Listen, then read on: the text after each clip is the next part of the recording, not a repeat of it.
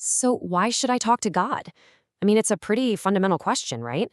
In this explainer, we're going to dive into a single, really powerful idea from the Bible to see if we can find an answer.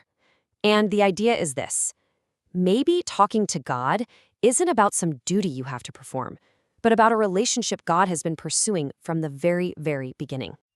Okay, think about it for a second. Who's the most powerful person you can possibly imagine? Maybe a world leader, a tech billionaire, a huge celebrity. Our whole culture is kind of fascinated with power and influence. And let's be real, if a president or some CEO you really admire wanted to have coffee with you, you'd probably take that meeting, right? We're just drawn to people with influence. It's a totally natural human thing to want to make that kind of connection. But now, let's just flip that whole idea on its head. What if the most powerful, most creative, most loving being in the entire universe wasn't some distant force, but actually, actively wanted to connect with you? Now that is the core idea we're going to unpack. To really get this, we have to go back, way back to the very beginning. Because this story, it doesn't start with rules or with religion. It starts with a relationship, a friendship by design. Right on the first few pages of the Bible, you get this radical claim that humanity was made in God's image. Now, in the ancient world, that was a huge deal. Only kings and emperors got to say they were the image of a god. But the Bible says no, every single person, man and woman, was created with this built-in capacity to relate with God, to talk with him, to represent him. It was for everybody, right from the start. And the way this original relationship is described, it's incredibly simple. It says God would just walk in the garden, and there was no shame, no hiding, nothing to be afraid of. It was just open conversation. It was, well, a friendship.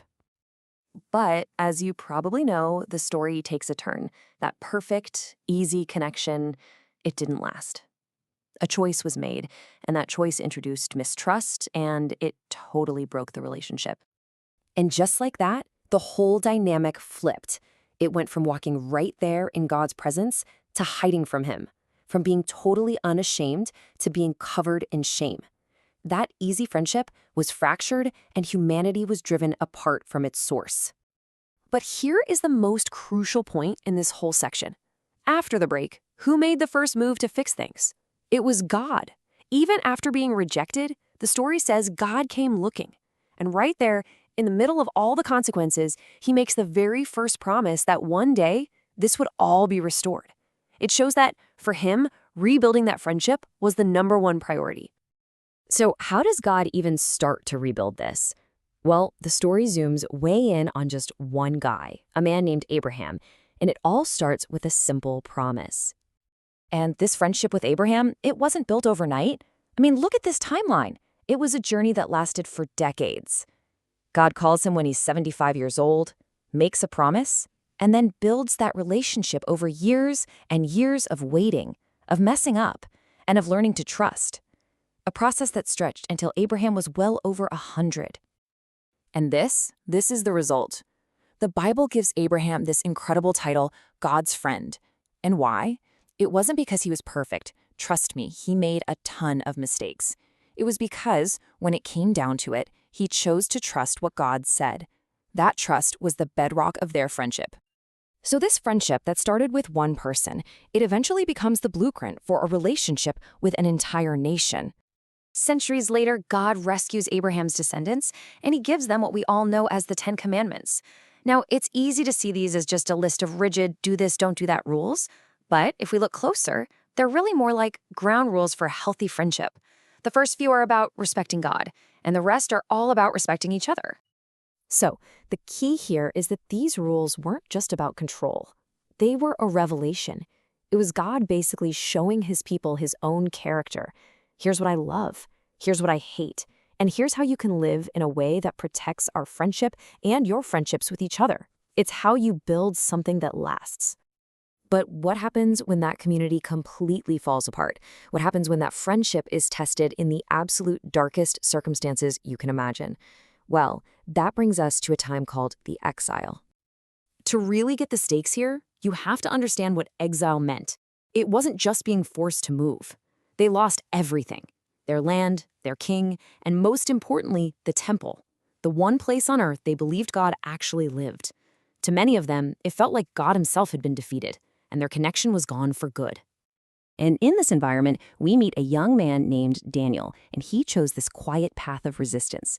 The empire tried to completely erase his identity, gave him a new name, new food, even a new god to worship.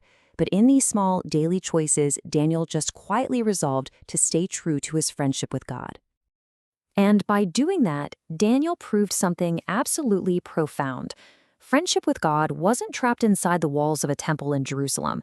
It wasn't about a physical place at all. It was about a person, a personal connection you could have through conversation no matter where you were, even in the heart of a hostile empire.